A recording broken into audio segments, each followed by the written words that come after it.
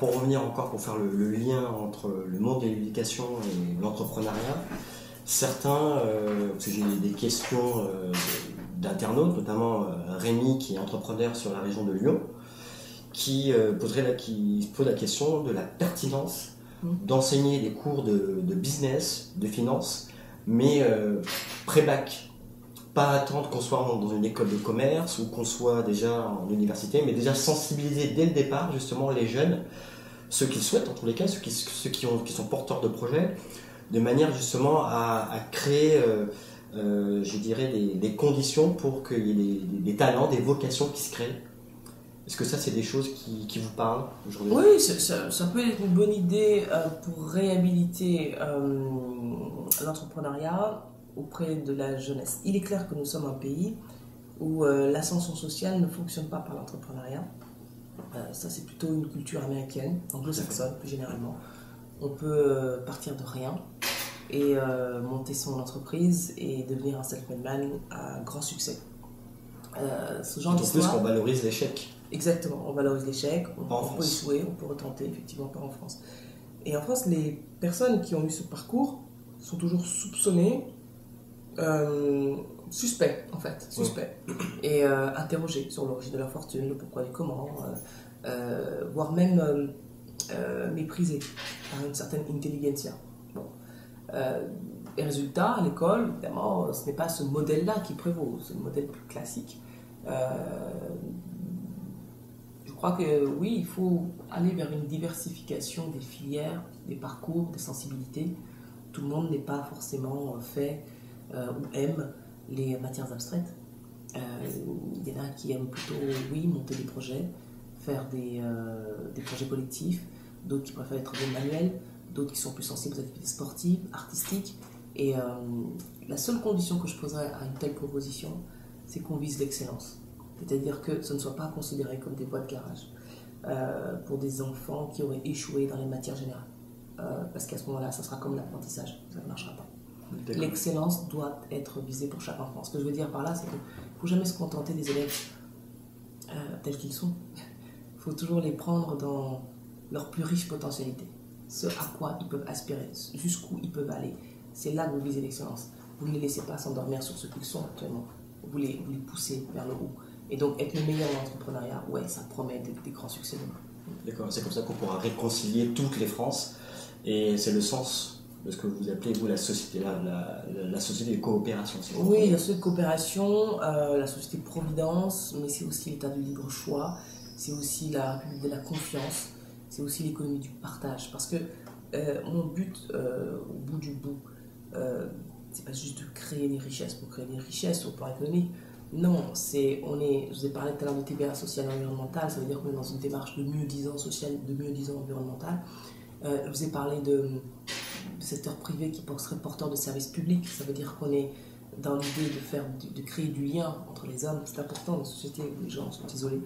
Mais j'aurais pu aussi vous parler de cette économie collaborative qui est une nouvelle révolution culturelle, en ce que on augmente à la fois le pouvoir d'achat, on réduit les coûts, on réduit les obstacles géographiques, on crée du lien parce qu'il y a un partage, covoiturage, connaissance, cohabitation, échange d'appartements, de services. C'est un nouveau monde.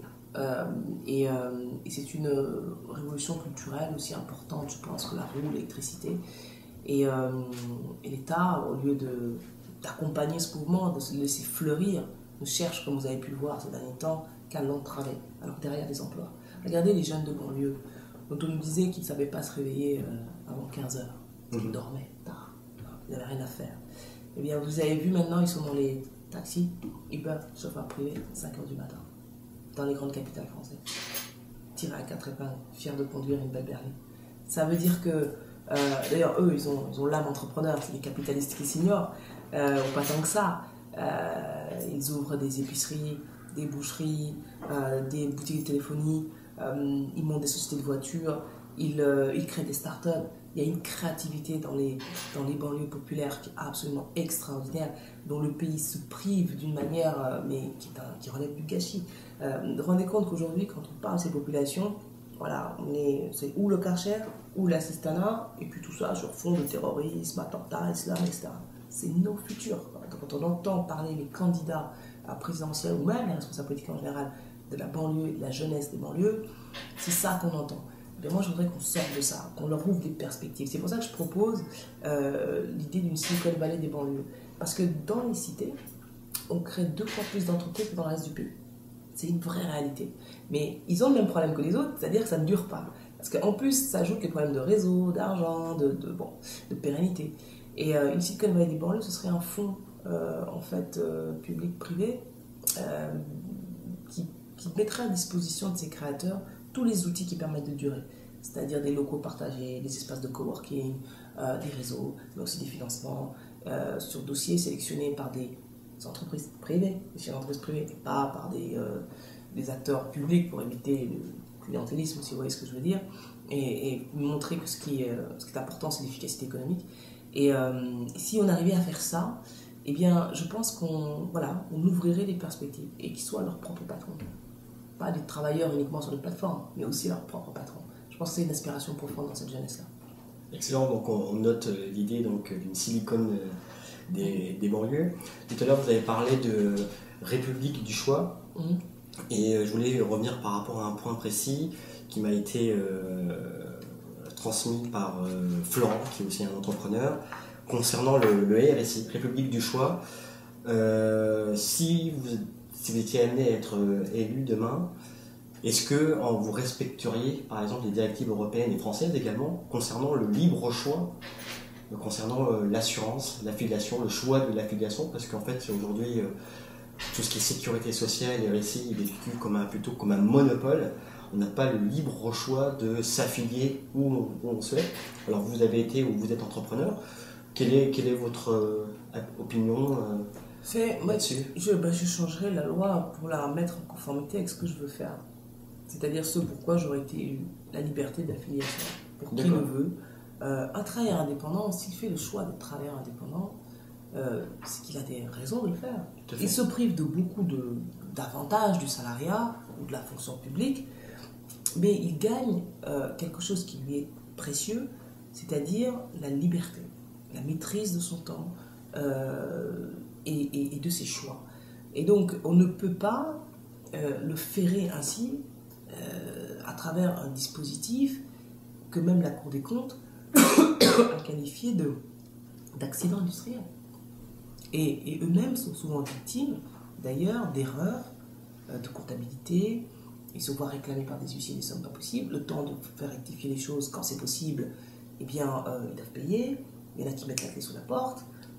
Il y en a qui sont poussés au suicide. Et je pense qu'un pays qui entraîne ses entrepreneurs au suicide, c'est qu'il y a un grave problème. Donc, la liberté d'affiliation, c'est important. En même temps, travailler indépendant, ça ne va pas non plus dire c'est la chienlit, l'esclavage, notamment sur les plateformes numériques, où se créent les échanges de temps, d'appartements, de voitures, etc. C'est pour ça que je plaide pour un statut de l'actif.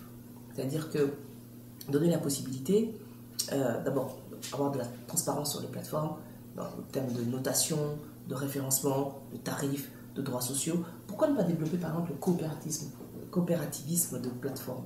C'est-à-dire que plutôt que le patron soit Uber ou chauffeur privé, pourquoi les salariés, enfin les travailleurs indépendants ne se mettraient pas ensemble pour créer leur propre chauffeur privé, leur propre Uber et être eux-mêmes sociétaires de la compagnie? Vous voyez, ça ce serait l'aboutissement d'une telle démarche. Le statut de l'actif permettrait en fait d'apporter des compléments en termes de formation,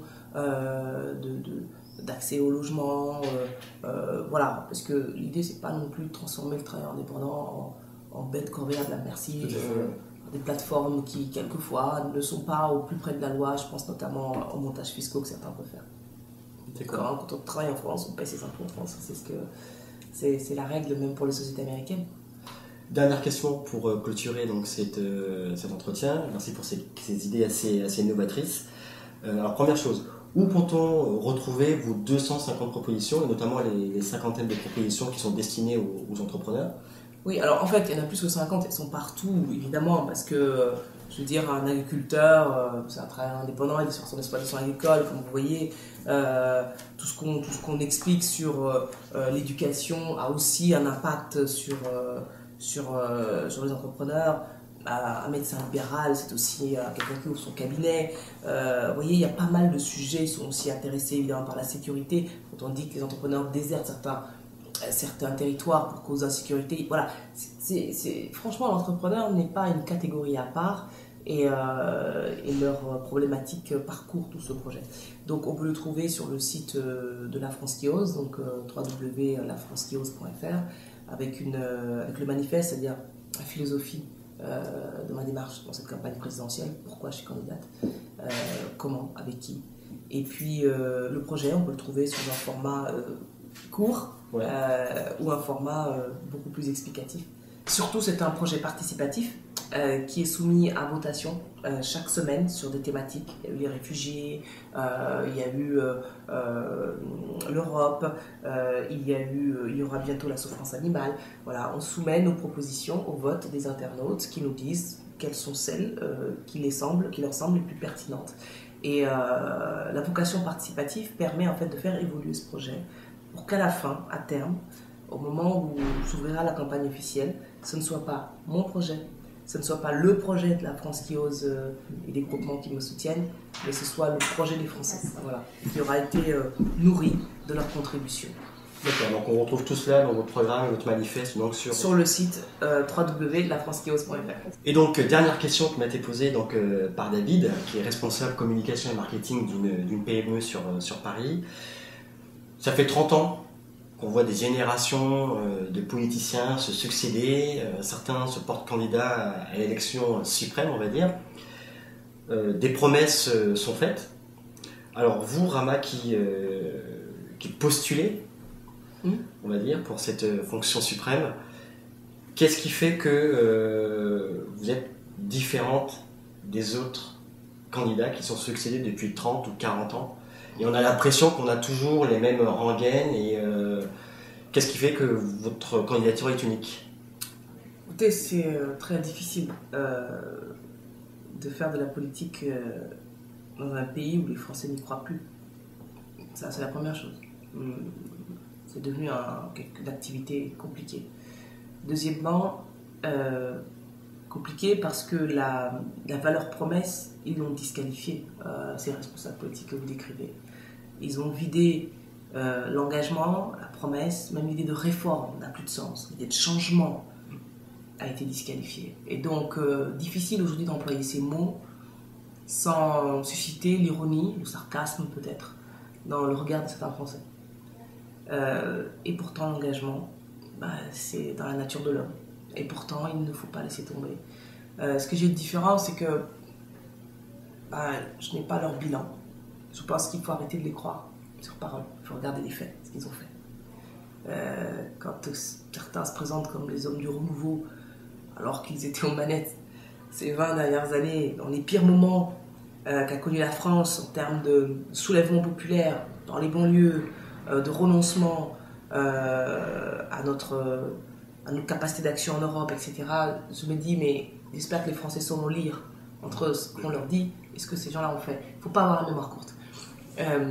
Moi, les Français se souviennent que quand la France a fait l'objet de manque de considération, je l'ai défendu.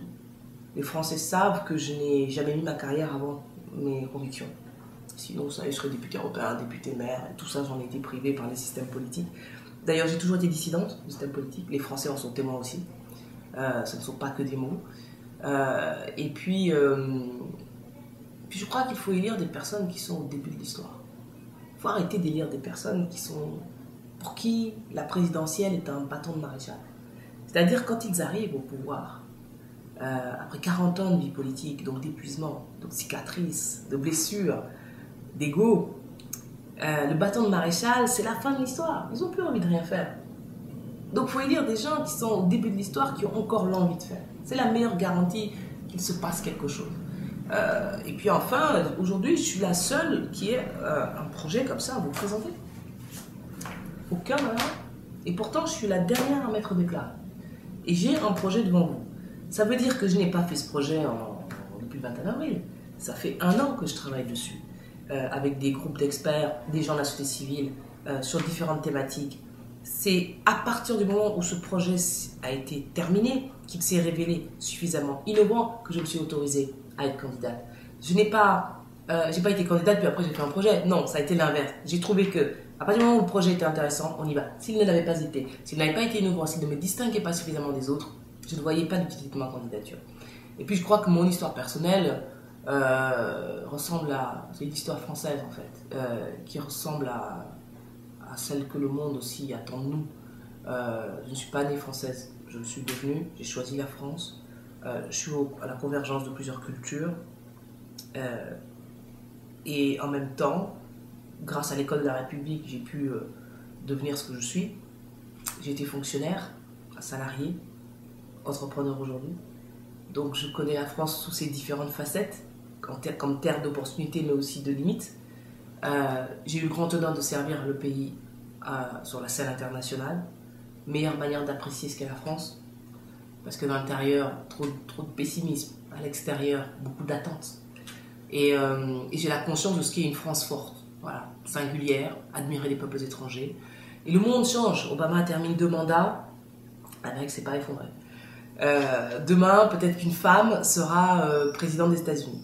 Sadiq Khan est maire de Londres, d'origine pakistanaise. Matteo Renzi, dans un autre registre, est devenu Premier ministre à l'âge de 39 ans, celui que j'ai aujourd'hui. Podemos révolutionne l'Espagne. Et il n'y aurait que la France, où rien ne changerait, où on aurait le choix entre 2 anciens présidents, 2 anciens premiers ministres et l'extrême droite. Mais qu'est-ce qu'ont fait les Français de si mal pour mériter une telle punition? Ben moi, je suis là pour proposer une offre politique différente. Donc un renouveau politique avec des nouveaux acteurs. Avec des nouveaux acteurs, parce qu'on est dans une démarche collective pour dépasser le système, en créer un autre. C'est pour ça qu'on ne peut pas s'arrêter à la présidentielle. Il faut continuer sur les législatives, il faut présenter des candidats indépendants sur tout le territoire. Il faut créer un courant nouveau. Et puis on veut révolutionner la France. On veut imaginer une autre France. On veut la rendre fière d'elle-même et en même temps donner au monde le sentiment que notre pays mérite d'être aimé, respecté, considéré. Voilà, c'est de l'ambition en fait pour son pays. Pendant qu'il parle dégressivité de l'assurance chômage et 39 heures, excusez-moi, l'enjeu ne se situe plus là. L'enjeu est autrement plus ambitieux. C'est donc d'une vision dont le pays a besoin et pas de petites mesurettes à court terme qui ne vont absolument rien changer. Merci Rama pour ces quelques mots, sur ce partage sur votre vision. Donc on rappelle, donc vous avez donc 250 propositions qui sont accessibles à tous. C'est bien ça, donc sur votre site, donc lafrancequiose.fr. Et puis je vous dis à très bientôt. Merci.